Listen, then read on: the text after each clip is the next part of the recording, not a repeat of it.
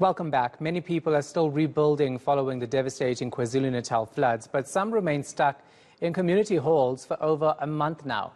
They're now pleading with authorities to come to their aid. They're also complaining about health concerns.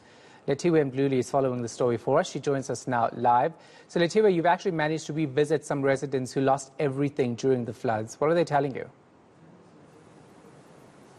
Well, Shahan, we actually went to Ntuzuma Library, and that's a library that we've been visiting over the course of last month, and that's where majority of residents from Ntuzuma who lost everything during the floods are being sheltered for now. And I spoke to them about what they need, and they have mentioned to us that they just need to be moved because right now what they're seeing is that they're squashed in one area, and the officials have not come to them to explain exactly what is going to happen moving forward. They were promised that they will not be in that community hall for long, and they are now saying that they need officials to come and actually tell them what's going on.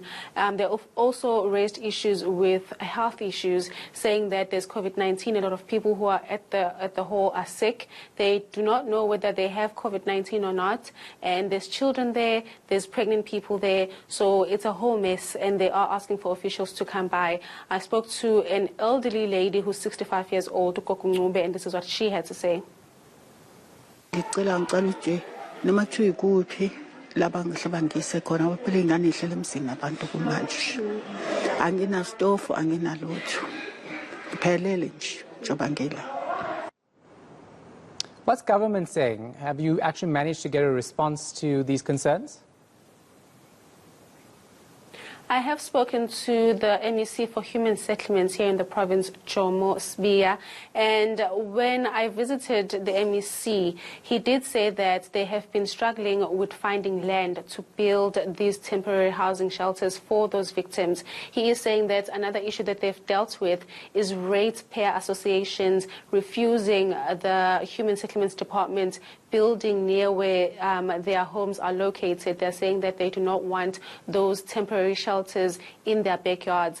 And he's saying that they've been having engagements with various communities and various associations to just ease them into agreeing to them building these housing shelters for these victims. He's also saying that even though they have that problem, they do have land that they've identified, and they are hoping that in 10 days' time they will start the process of moving some people that are being housed in those shelters. He's also saying that in some parts of the province, excluding eThekwini, they have started moving people out of those shelters, those community halls, and they are hoping that here in eThekwini in 10 days' time they will be then moving those people. But he has said that this process is going to take some time because first of all they need money, and second of all they do need to identify land and then build those temporary housing shelters. While speaking to him a bit earlier on, this is what he had to say.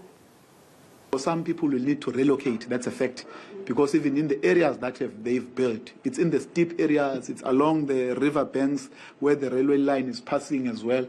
But some will need to find land somewhere because there is no land where they are currently located. So we've got that kind of discussion, and you can imagine it's increasing the challenge that we're faced with. Okay, we're going to leave it right there. Our reporter Lethiwe Mdluli is in Durban.